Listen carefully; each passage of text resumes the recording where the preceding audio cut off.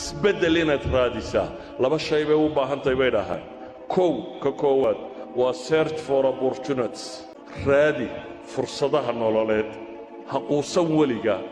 hays odhanin there's no way wax la yidhaahdaa ma jiro there is a way ka labaadna waxay yidhaahdaan waa experiment and take the risk ha cabsan ee tijaabi oo riskiska qaado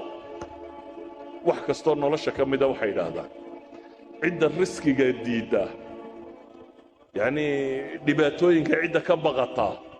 horumarka ma gaadho